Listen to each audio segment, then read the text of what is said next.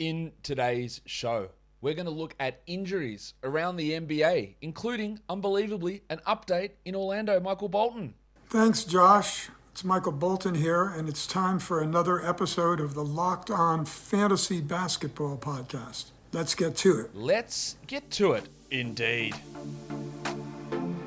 You are Locked On Fantasy Basketball, your daily fantasy basketball podcast, part of the Locked On Podcast Network.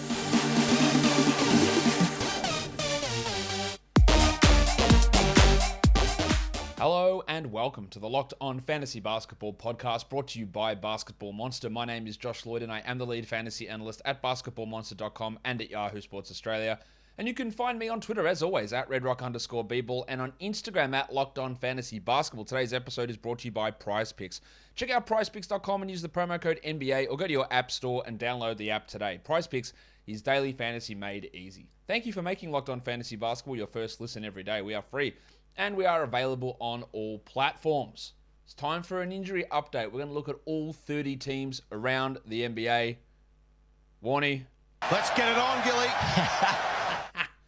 All right, Atlanta. Johnny Collins has missed the last couple with multiple maladies. A foot issue and then a finger issue. Hopefully you've all seen the picture, or maybe you don't want to see the picture of his swollen ass finger. It doesn't look great. To be fair, look, it's obviously not the right size, that finger joint. I don't think it is. People looking at it go, oh, that's it, he's done, I'm going to drop him. I don't look at that injury and think that that's the problem there. It is obviously an issue, but I don't think it's something that's going to keep him out plenty of time. At this point, we don't know whether John's going to be available for Wednesday. I guess the thing that's you have there that it does work in your favor is that the Hawks' next two games are Wednesday and Friday. So if Collins does happen to sit those games, they're 12-game days. So you'll probably have someone on your bench that you can slide in. So you're not actually losing a game played. It is losing a John Collins level of game played, which has been bad, to be honest. But early on in the year, before his foot, it was good. But you're not going to find that level of production off the wire anyway. It's not like I'm going to drop him and grab someone that good and slot him into my active spot. So you've really got... He can miss the next two, and it doesn't actually have that much of an impact on your squad. So I would be holding. The Italian cock, Danilo Gallinari, is dealing with Achilles soreness. Hands up, my cock! I don't think that's anything to be worried about. It's always a worry with Achilles soreness for sure, but it was a back-to-back. He'd played 28 minutes on Sunday. They were against the Blazers. I wouldn't be too concerned about him missing time. And if we do have Collins out, there is some stream value in Gallinari. But of course, as I said, they play on the 2 12-game days. So maybe you wouldn't even get him into your active roster anyway. Long term, there's not that much value, though, for Gallinari. The Boston Celtics. Only one injury showing up for them at the moment, and that's Aaron Kneesmith with an ankle sprain. They reckon that's a relatively severe one. So I wouldn't be expecting him to play this week, or maybe even next week, or honestly, even when he's healthy, is he even a part of the rotation? It doesn't really make that much of an impact for fantasy. Aaron Kneesmith and his ankle injury, they'll just throw a Peyton Pritchard in there, or you even got Source Castillo, Nick Stauskas that can go in there. Obviously, Derek White's around. It's not really a big deal for fantasy for Boston to be missing Aaron Kneesmith. For Brooklyn, Seth Curry missed last game with an ankle problem. It sort of came out of nowhere. He's officially questionable for Tuesday's game. They play again on Wednesday. We'd love for him to get healthy. He was great last time we saw him against Philadelphia. The last couple before that, he'd struggled somewhat. We're not dropping him at this point, but obviously we want to watch that. LaMarcus Aldridge is going to be out for at least the next two, Tuesday, Wednesday. Then the next game after that's Friday, a 12-game day. You do not need to be holding on to LaMarcus Aldridge, who's going to miss at least 2 more, has already missed 3. Very hard to consider that a hold situation. Benny Simmons still dealing with the back. Steve Nash hopes that he returns in the regular season. That is discouraging wording. It's not confident from Nash at all, and you shouldn't really, again, the blanket statement for the entire show. If you have an open IL slot, why not? Like, who cares? Put someone there until you need to make a decision. But I think holding Simmons and expecting him to be back this week or next week would be pretty foolish. Maybe he's back for finals week. Maybe he's back for last week of regular season. But can you afford zeros? Generally, the answer to that's going to be no. Cam Thomas dealing with a back contusion. He's only playing a small role anyway. Even on the games where Kyrie sits, he's not really a useful enough guy because Goran Dragic has taken those minutes. As for Kyrie, he can play 36% of the remaining games. I don't think that this rule is changing for him anytime soon. Whether it's dumb or not, doesn't matter. Doesn't appear like it's changing. So he's going to play on Tuesday, and then he's going to be out for the rest of the week.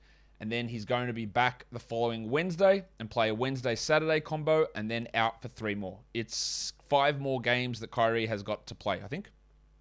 Actually, let me have check. 1, 2, 3, 4. 4 more games that Kyrie has got to play. So it's actually less than 36%. I had that number right. He's got 4 out of the remaining 14 games. That is, that's not good, is it? I'm just checking my maths here. Yeah, he's 29% of the games Kyrie is available for. That is obviously a really, really low number, as you don't need me to tell you. On to Charlotte. Gordon Hayward still remains on the sidelines with this ankle problem. We don't really have any sort of timetable as to when he's coming back. It's really hard to hold with no timetable. He's been out a month. He's a slow healer. He's had persistent ankle problems. I wouldn't expect him back until the last week of March at the earliest at this stage. So again, move on. James Bouknight's been dealing with a neck issue. He's missed the last 2 weeks with that problem. He is off the injury report for Wednesday, but I think Isaiah Thomas is going to get those minutes anyway. Not that we were cared about Bouknight for fantasy this season anyway, but I reckon Thomas might jump in and just take those backup point guard minutes that he has been getting over the last few and scoring at a decent enough level where there are at least some deep league stream value there for Isaiah Thomas. We'll get back and talk about the rest of the teams in a sec, but now it's time for PrizePicks. Do you want to take a look at Isaiah Thomas's points over under? Well, you can do it on PrizePicks. PrizePicks is daily fantasy made easy. It's easy. You pick 2 to 5 plays. You look at individual stats, whether it's points, rebounds, assists, steals, blocks, threes, whatever it is. PrizePicks has a number, and you just say over or under. You pick 2 to 5 players, put them all together, and you can win up to 10 times your entry fee. It's not just basketball. You can combine multiple sports into one entry as well. So when football starts back up, when baseball, we're finally getting that back on track. College basketball, any sport you can think of, really smash them into one lineup over on PrizePicks. It's fast, it's easy, it's safe, and we've got a great offer for you. An exclusive no-brainer of an offer for all of our listeners. You get $50 for free if a player in your first PrizePicks entry scores a single point, but you must use the code NBA. That's right, it's an exclusive offer available to Locked On fans. Sign up today and use the code NBA. $50 for free if a player in your first PrizePicks entry scores a single point. PrizePicks is daily fantasy made easy. Let's look at the Chicago Bulls. We updated this on yesterday's recap show, Lonzo Ball and Patrick Williams. Ball feels like he's a long way off, to be fair. I wouldn't be bothered holding on to him. It's going to be weeks before he's back and then limited minutes when he returns. And we're talking, what have we got left? 4 weeks of the regular season? Less? Like, not much. No worries. No worries with dropping Lonzo. Should have been dropped ages ago, to be honest. And then Patrick Williams is probably going to be back end of March. No, he's not a 10, 12, or 14 team league ad. He will play 20-ish minutes off the bench.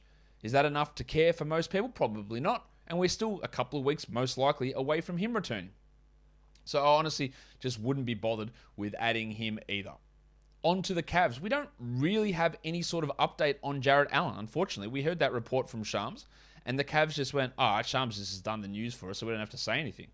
He's dealing with his fractured finger. He's out indefinitely. We don't know how long that is. I'm going to guess a couple more weeks, but we just don't know. And with him out, it's sort of been a mess in terms of where the production goes. Sometimes it's Love, sometimes it's Okoro, sometimes it's Wade, sometimes it's Markkanen. It's been very hard to nail down one single winner. Like Ed Davis is the bloke who's getting the backup minutes, getting 4 or 5 of them a game, but that doesn't really impact anything. It's helped Mobley obviously a lot. Markkanen, Garland, Levert, probably Love. They're your 12-team guys. Osman not really, Wade not really, Okoro not really, but they're occasionally going to have a game that looks exciting, like we saw with Okoro yesterday. But it's nothing long-term, I don't think. Or nothing consistent is maybe a more accurate way of saying that. Dean Wade missed yesterday with a knee soreness issue, and Rondo missed with an ankle. With Rondo out, they went with Goodwin as the backup. I think they should go with Goodwin regardless, but they don't. And there's no real value in any of those guys regardless. On to the Mavericks. Reggie Bullock dealing with some personal issues. He missed last game. He will miss again on Wednesday with his personal issue. That just means they will start Spencer Dinwiddie and his minutes will go up and he'll produce a little bit more. We'll probably see a little bit more out of Maxi Kleber, maybe a little bit more out of Josh Green, maybe a little bit more out of Trey Burke with Bullock out. But yeah, Bullock's not a 12-team league guy. You can drop him. Obviously, Dinwiddie is at this point. While Chris, Pinson, and Hardaway Jr. all remain out. Hardaway's not playing this regular season. They haven't officially ruled him out, but he's not playing this regular season. I'm pretty sure of that. For the Nuggets, Aaron Gordon is dealing with an illness. He only played 20 minutes last game due to that illness. So we'll see whether he's ready to go for Wednesday. If he's out, it's more for the big stiffy Bones Highland. It's more minutes for Austin Rivers as well.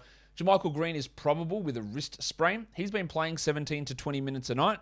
That's useful enough coming off the bench, but it's only for deeper leagues, obviously. Well, Zeke Naji, he was really on a roll, and now he's been sidetracked by this knee issue. He's played one game in about the last month. He's been continually getting ruled probable and then out and then questionable, then out, then plays and then doesn't play. It's all over the board. He doesn't play. He's played one game. And with Green and Cousins taking those backup minutes, I'm not sure where he sits. Again, I don't believe you should be holding on to Michael Porter Jr. He's not back yet. Maybe he's back in 2 weeks and then he's back on limited minutes. Can you afford zeros and then limited production? Almost definitely not. And Jamal Murray, I just don't think he's playing this regular season.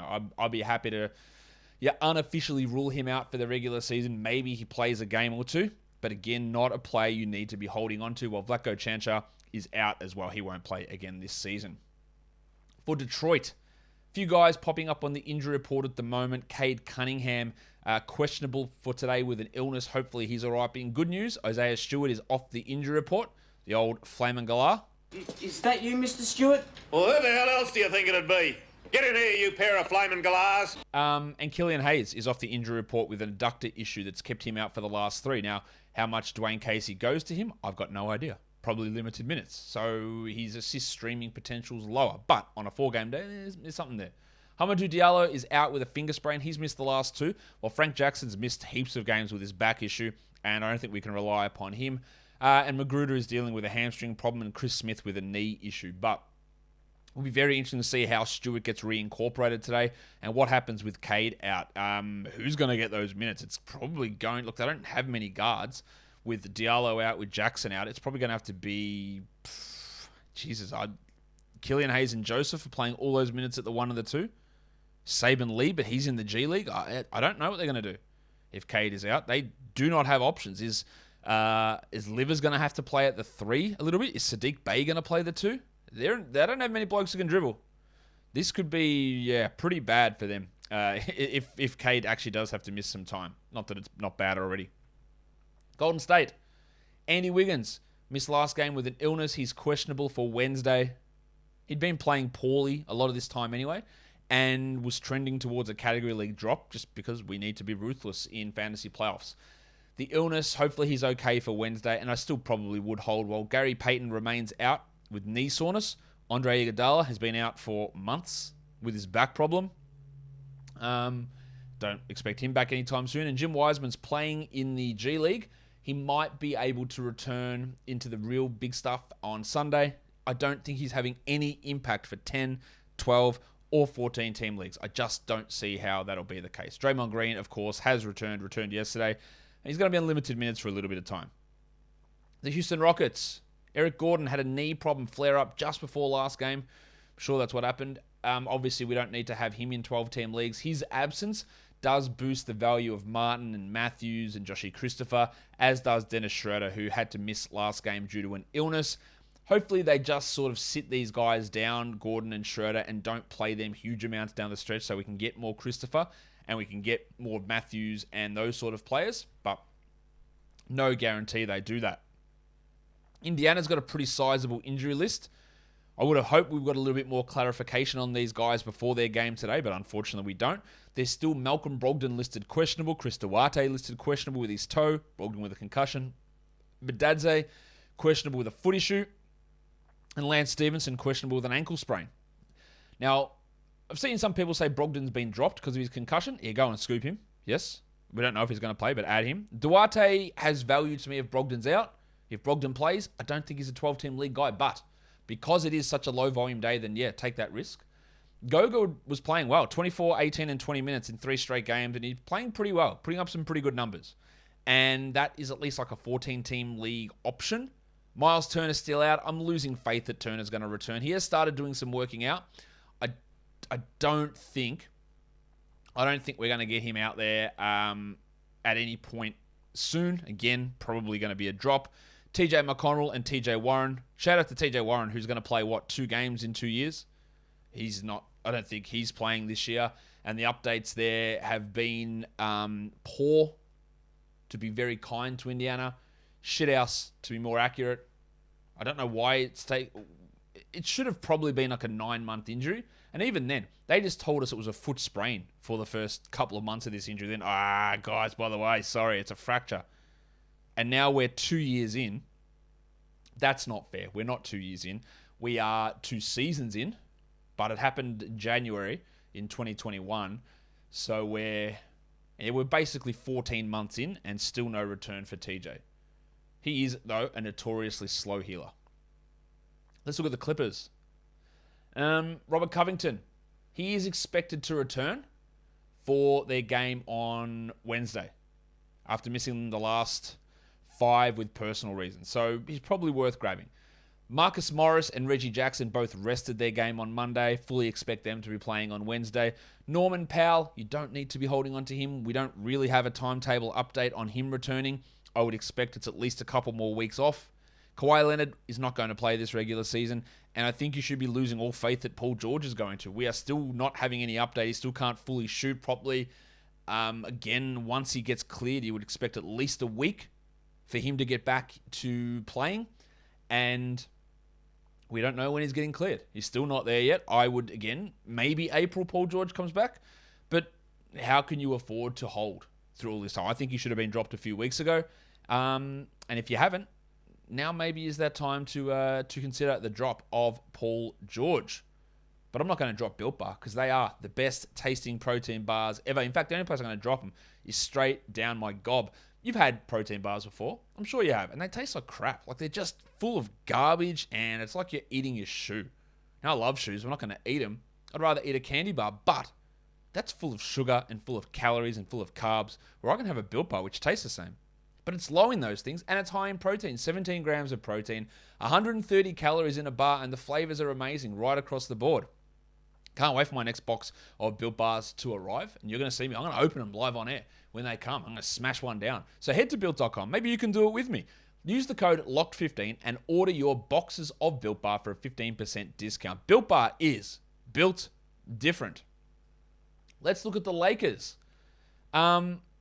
Major injury there is their organizational pride as they continue to be one of the worst teams in the NBA.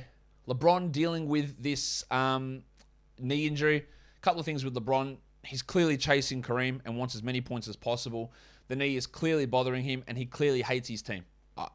I say clearly, apparently. And by apparently, I mean by watching. He is so frustrated. He's throwing balls at Scotty Barnes laying on the ground. He just is not trying half the time. He's putting up great stats, and we look at it and go, oh man, look how good LeBron. Like, he is not trying. Defensively, he does not care. He is not putting in any effort. He is not playing the way that you would expect LeBron to. And any talk of him being in the MVP discussion is a laugh. It's an absolute joke if anyone has him in that MVP discussion, because all that means is you're literally just looking at, wow, look at the points he's scoring, because he is not trying at all. And I love LeBron, but he is playing terribly at the moment. He's not their problem, obviously, but he's not playing well. If this was a situation where he wasn't trying to get those numbers from Kareem, there's no way that he would be playing. I think his knee and his whole body is actually just rooted at the moment. But he is chasing Kareem, so he's trying to get as many points in as possible. I still think that we're going to get some time off at some point. Taylor Horton Tucker is listed probable with an ankle problem. Well, he's played the last 3 games. He had a grade 2 tear of his ankle, apparently. And he's still dealing with some pain there, so he's just going to keep getting listed on the injury report. But he's playing okay, at least enough to consider as a streamer. Dwight Howard missed last game for personal reasons. He's expected to return, but I don't expect him to be a rotation guy every night. Anthony Davis, he was starting shooting tomorrow. The swelling had just gone down. There's no need to hold Anthony Davis. He's not coming back within the next 2 weeks. He's probably not coming back this regular season. And then Kendrick Nunn. Lol. Is this bloke real? Like, is this guy actually a player? No update on him. There's no way he is playing a game, surely. I don't know what the hell is actually wrong with his knee. I didn't think that the signing of him was some big deal anyway, but it would have been good to have someone who could dribble and maybe possibly shoot. He's obviously still a horrendous defender. But, yeah, the fact that he just hasn't played at all has been pretty surprising, I guess. Mysterious. Let's go on to Memphis. Much cleaner injury report. It's just Ja Morant. And he's missing today, most likely. He's doubtful for that game with back soreness. And that's it. Everyone's back. Dylan Brooks is back. Everyone else is healthy. Great news for Memphis to have that level of health. And Miami, they're pretty bloody close to it as well. Jimmy Butler's toe irritation and his sinus congestion have cleared up enough that he's not on the injury report. Oladipo's back playing, missing back-to-backs and playing limited minutes, of course, but he's back. While Caleb Martin's out with that knee hyperextension. He's missed the last two. He's going to miss Tuesday. I would expect a few more missed. It didn't look great. They haven't given us any sort of diagnosis, though, so we don't know exactly what's going on there. But he will be replaced by Max Strus and Gabe Vincent in those minutes, I would expect. For Milwaukee, Brook Lopez obviously returned yesterday. You know my thoughts on him. And if you don't know them, I don't think you should be rostered in 12-team leagues. Pat Connaughton's probably a couple of games, maybe a week away from returning with that wrist issue. He's not a guy that is going to have 12-team value. He'll just go into that mix as a reserve forward, playing behind Giannis, playing behind Middleton. And the fact that Lopez is back means Portis can play a little bit at the 4 now as well. Lindell Wigginton is dealing with an ankle sprain. He'd been playing a little bit, but yeah, obviously we don't care too much about that. While DeAndre Bembry is out for the season with a torn ACL and MCL, that's going to cost him most of next season as well. Not that he's not even under contract for next season, so I don't think that he's going to end up getting signed now, unfortunately for him. Now, I was hoping by the time I was doing this show that I'd have an update on Jaden McDaniels. Unfortunately, I don't. I do have some updates on, I'm just looking at news as I'm recording here, that Dean Wade and Rajon Rondo are out again for tomorrow for the Cavs, so just be aware of that. I don't have an update on McDaniels. He hurt his ankle towards the end of the game on whenever it was yesterday, and it didn't look great. He had to be helped to the locker room, and I can't speculate on how bad it is, but I'd be pretty surprised if he's available to play in the next game, which is Wednesday against the Lakers. Pretty surprised. Jared Vanderbilt, he's missed the last 2 with a quad contusion. So if they're both out, you might be looking at the artist formerly known as Taurean Prince as a starting power forward and a guy that might be 12-team streamable. Anthony Edwards is dealing with his knee. I don't think it's right all year. I think he's going to have missed games and he's going to have some performances which are well below par. And I really worry about what his rest of season production looks like with that knee. Vanderbilt again should be dropped. He's just not producing enough and he's hurt. Maybe there's an opportunity if McDaniels is out, but he's got to prove it back to me. Naz Reid with the back issue. That meant that Nathan Knight was playing, not very well, but it meant more minutes for Towns. McLaughlin with a groin. With guys injured, like he was producing okay, but now that Russell and Beverly and Edwards were playing, he's only a limited guy, while McKinley Wright's still dealing with that UCL injury. For the Pelicans, Zion Williamson, foot fracture. Yeah, he's not playing. Surely, is there anybody here who still has Zion Williamson on their roster, non-dynasty edition? He's not playing. Brandon Ingram, probably another week, I would guess, with his hamstring. Maybe we're looking at Monday for his return against the Hornets. Maybe it's or if he misses that one, it's the following Thursday against the Bulls. Maybe that's more realistic. That's not ideal for fantasy. I wouldn't drop him because we just don't know yet, but that is frustrating, but it helps Menardie Marshall, helps Jackson Hayes. CJ McCollum returns, missed 2 games due to COVID protocol, so he's back today. Well, Larry Nance dealing with a knee issue from that surgery. I honestly don't think that Nance is going to play this season either. And surely there is nobody holding on to Larry Nance. Surely. For the Knicks, Quentin Grimes looks like his return could be coming soon. He should slot back into the rotation, especially with Cam Reddish now done for the season with a shoulder issue. Grimes was ahead of Reddish anyway. But Grimes can come back in, play his 20 minutes or so. Not be a fantasy factor, of course, but play some of those minutes. Nerlens Noel, I don't expect to see him this season with that foot issue. And Derrick Rose is still out. We thought Rose might be coming back soon. It doesn't appear that way. I think we might be missing Derrick for a little bit more time. I wouldn't be holding on to Derrick Rose. It just does feel like he had that second surgery to remove some infected skin, but still doesn't feel like he's all that close to coming back. Maybe he comes back for a couple of games, the 27th, 28th of March, that sort of time, but it's not going to be worth holding. Big one here for the Thunder. Annoyingly, Shai Gilgeous-Alexander has popped up on the injury report with ankle soreness. We know he had that ankle injury before the All-Star break, but he's come back and he's been dominating. People will be skeptical about this, or they'll be cynical about this. Oh, yeah, Shai injured. Look, Shai's been playing. He's been dominating. They've lost 6 in a row, including 3 games by over 25, and 5 of those 6 by double digits. Like, he's not helping them win. So I do believe that this is a serious injury. Like, not serious. It is an actual injury, and it's not anything fake.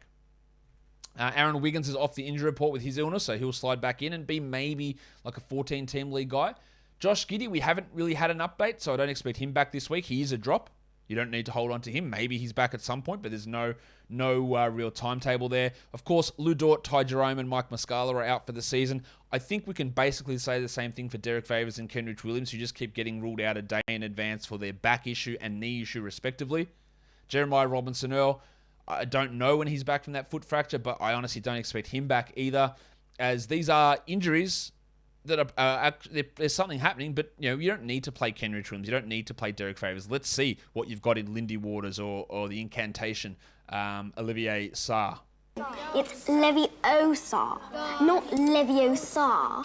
Giddey's the only one of these guys. Yeah, Shai obviously will play, but Giddey's the only one of these guys that I look at and think that might come back, probably will come back. I just don't know. I just don't know when that's going to be. Guys, it happened. We got an update on Jonathan Isaac, and it's hard. It's hard for us to take. He won't play this season. I know that it's a shock. Is there one person listening to this that is still holding Jonathan Isaac? If so, congratulations for watching this show for the first time. And secondly, are you okay? Because your hopes have been dashed. This is a ludicrous amount of time to recovering from an ACL. It's batshit insane to be missing this much time. We are talking, 20 months? No, not 20 months. That's false. How long is it? 5, 17? No, it is 20 months. It is 20 months. There you go. 20 months from an ACL. Which is crazy. I don't understand it. I don't understand why we didn't get any updates at all on this through the season. Just bad from the Magic. Really bad. Surely he's good to go for next season, but you know what? I'm not going to believe it until I see it. Jalen Suggs is out for Tuesday's game with a bone bruise in his ankle. You can go ahead and drop Jalen Suggs. There was opportunities for him to have some good numbers. He did have some flashes, but this persistent ankle problem, which is now a bone bruise, he's going to be in and out of the lineup. He's going to have limited minutes. Bye-bye. See you later. You do not have to bother holding on to Jalen Suggs, and that's shit because it was such a good schedule this week. It does help Markelle Fultz, but they're not going to bump Markelle Fultz's minutes up just because Suggs is out. It'll be Gary Harris and Terrence Ross who step in there, as well as Roderick Hampton. So you don't need to look at Suggs and go, he's out, so now let's grab Fultz. Yeah, Fultz on his own for the assist this week especially, there's something, but he's not going to step in and play 30 a night. The Sixers, pretty good news. No injuries. We love seeing that, especially on a team that has Joel Embiid. Phoenix, not quite so lucky. Chris Paul, regular season's over. He's not playing. Cam Johnson's out again for Tuesday. We don't know if he's going to play Wednesday. Cam Johnson's not probably good enough to hold through this uncertainty. He's now going to have missed 6 straight games. I think you can move on, especially Wednesday, giving a 12-team game. Drop him, get someone else in on the Tuesday. That's what I would do. Gabrielle Lundberg, who's a real player from Denmark, who is out for the next couple of weeks as they try and get his visa issue sorted. Not that he was going to have an impact at all, and I don't know why they bothered signing a two-way guy who wasn't going to come for 2 weeks, but they did. And Frank Kaminsky, I don't really think we're going to see him this season. For the Portland Trailblazers, Anfernee Simons is out for at least another week or so with this knee tendinopathy. I don't know this again for sure. I still am trying to get some confirmation on it. I don't think he's going to play again this year. That's my understanding. He's going to be out all this week, probably next week. So if you do want to drop, you drop. It's a tough call because of how good he was, but I just think that it's trending in the wrong direction pretty clearly. Justice Winslow, I don't really have an update on that. We just keep getting him ruled out and ruled out. He hasn't played since the 24th of February, the first game after the All-Star break. So we're closing in on 3 weeks there for him being out with that Achilles soreness. Drop him. No problem with dropping him at all. Didi Louzada, knee issue. Eric Bledsoe's Achilles. He won't play this year. Damian Lillard won't play. Yusuf Nurkic won't play. They're all out for the year. Not officially, of course. They're not officially out for the year. But, they're out for the year. The Sacramento Kings, Justin Holiday, dealing with an illness. So they started Dante DiVincenzo last game, as they should have been doing already. Will Alvin Gentry go back and screw it up and start Holiday? Probably. But I don't mind grabbing DiVincenzo anyway. Holiday, again, dealing with that illness. Hopefully he's all right and ready to go Wednesday, but hopefully he's also doing that off the bench. While Jeremy Lamb is out for personal issues, you cannot trust Jeremy Lamb's playing time through injuries, through form, through now personal issues as well. Nothing against the bloke, but from a fantasy perspective, we just can't trust that from him at all. On to the San Antonio Spurs. It looks like Dougie McDermott is going to be out for a while with the ankle problem. Wouldn't be surprised if his season is over. So that helps Josh Richardson and Lonnie Walker get a bit of a boost for the rest of the year, and maybe you can consider those guys in 14-team leagues. I would say would be probably the right area for them. Maybe 12-team streamers, but that's about it.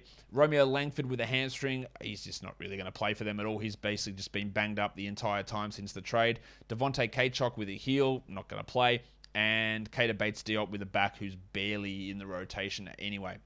We should have got an update on OG Anunoby today with his finger. We haven't. He was going to practice and see whether he'd be able to play. I don't know why I said it like that.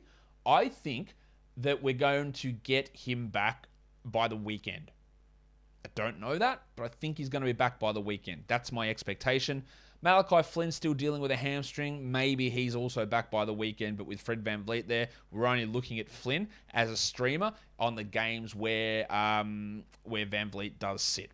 For the Jazz, now this one annoyed me yesterday. Bojan Bogdanovic, it was reported that he was not at shoot-around with that calf issue. I thought, all right, that's not good. And then literally never appeared on a single injury report for the day. Did not appear. And people argued with me on this on Twitter. Yes, he did. No, he didn't. Oh, yeah, it was reported. I saw it on RotoWorld. That's cool, but the NBA has an official injury report, and they never once listed Bojan Bogdanovic on that injury report, yet he missed the game. I don't know why. I don't know what the story was. I don't know why he was not shooting around, and then they didn't list it. To me, I think that is fine-worthy. I don't know whether the NBA will, but the fact that he didn't practice and then never listed until, hey, right at the end, he's out. Wasn't a spur-of-the-moment thing. Pretty annoying. Anyway, he was out, and then Daniel House started in his place and hurt his knee. We don't know if House is going to be okay, but he's not a fantasy option. While Trent Forrest missed the last two with a wrist issue. That's mean that we're getting Eric Pascal minutes. We're getting a little bit of Jared Butler. We're getting absolute scraps of Nickeil Alexander-Walker, but no one who's going to produce fantasy value. Rudy Gay started in place of House, who was starting in place of Bogdanovic in the second half of last game, but yeah, he's only a deeper league guy anyway. While Udoka Azubuike is dealing with an ankle problem. Again, that's his third significant ankle sprain in 2 years. Jesus Christ. And for the Wizards, we're good. We're healthy, amazingly, until Porzingis blows up. But at the moment, we're healthy, of course, excluding Bradley Beal, who's out for the year. And that will do it for me today. Don't forget to follow this podcast on Apple Podcasts, Google Podcasts, Stitcher, Spotify, and on the Odyssey app. If you are here on YouTube, why don't you thumb it up? Why don't you give a comment down below, and why don't you like and share and subscribe, guys? We are done here. Thank you so much for listening, everyone. See ya.